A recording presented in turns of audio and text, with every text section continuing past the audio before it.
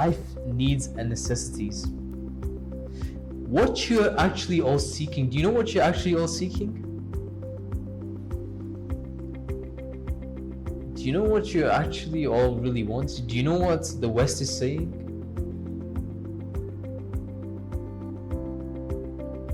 Do you know the ultimate thing? Azadi. Freedom. Iqbal jo the na, he was light years ahead of everyone. And I don't know whether it's his, but I know this is from our tradition, when Junoon se or Ishq se milti azadi. Junoon is fire, Ishq is water. When you combine these elements, you get freedom. But it's a very dangerous formula. If you have too much fire inside of you, you turn into a terrorist. If you have too much love inside of you, not that it's a bad thing, but you could be like a figure like a Mother Teresa. Yeah, you could be too passive. What you have to do is you have to balance the yin and the yang, or basically the two forms, the fire and the water, to become free, completely free. Or not even actually, it's not, I actually go back, even Mother Teresa was probably balanced. What happens if you have too much love? You just become stagnant. You're not basically, you actually probably become depressed. If you have too much love inside of you and not enough fire inside of you, you probably become depressed or suppressed, and you probably become ill.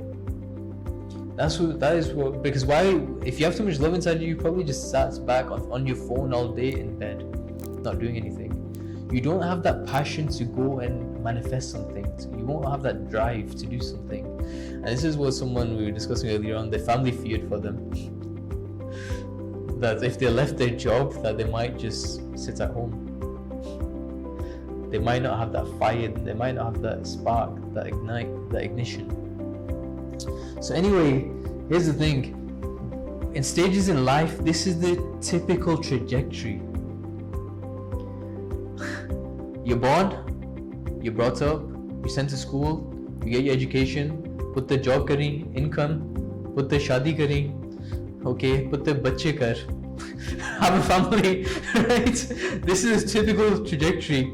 So basically, just for those in the West that don't experience this as tough as we do in the Asian subcontinent, and I can guarantee you that because I've lived in the West and I'm living in the East and I am from an Asian background, so I know how bad it is. So basically, you have a kid, you grow up as a kid, and then your parents raise you up, and then they send you to school, primary school, nursery, then primary school, secondary school, university, and they expect you to get a job because they want a return of investment.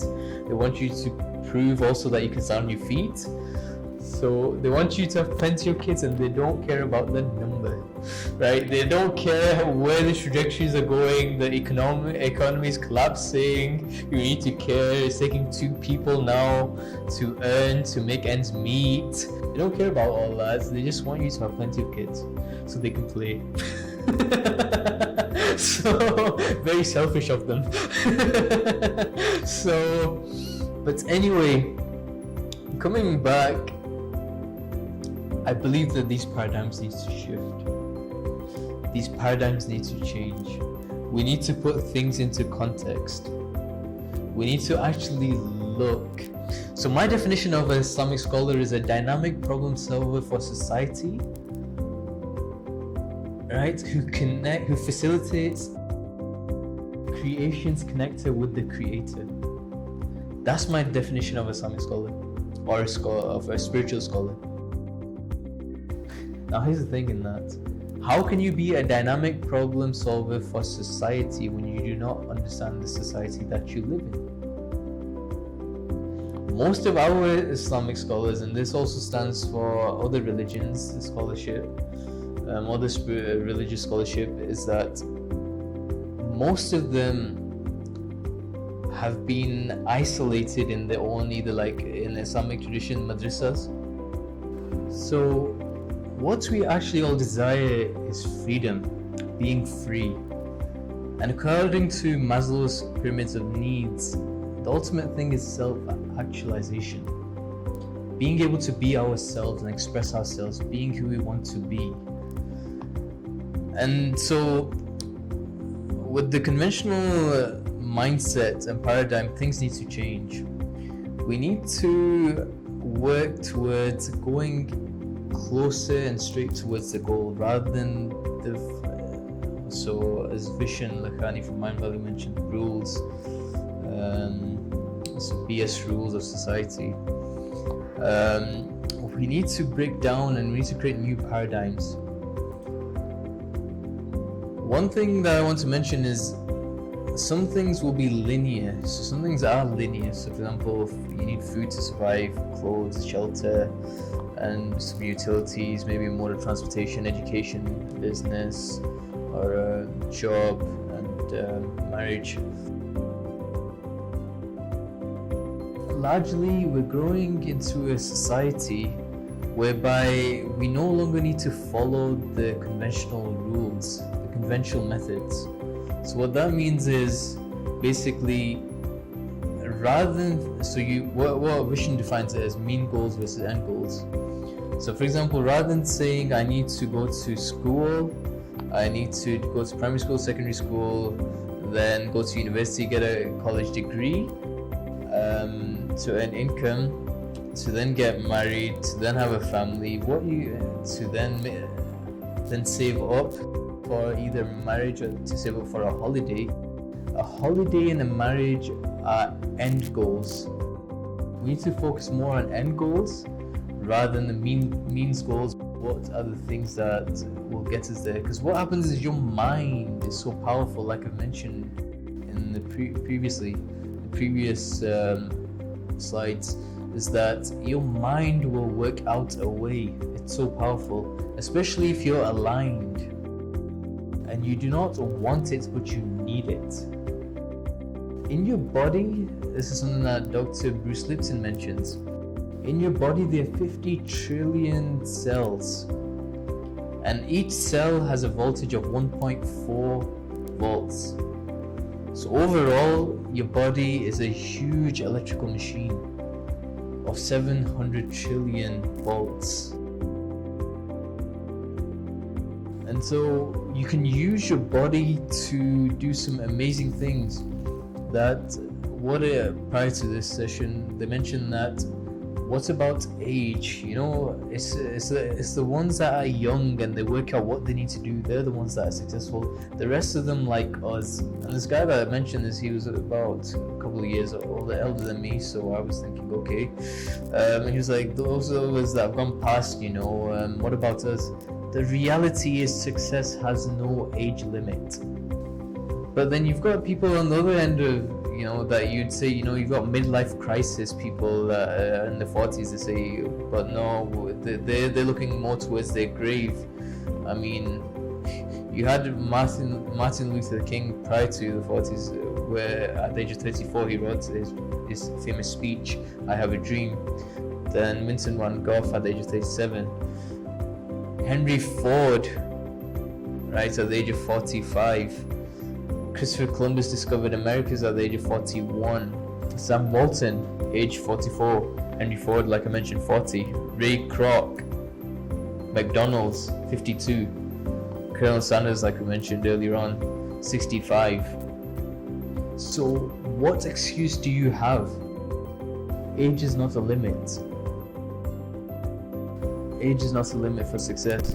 And then another study based on The Secret of Success, which looked at different areas of society. So essentially what they found, different social stratas, they were asked what was the main reason for their success. So when it came to the rich people, we often assume that money is the key thing.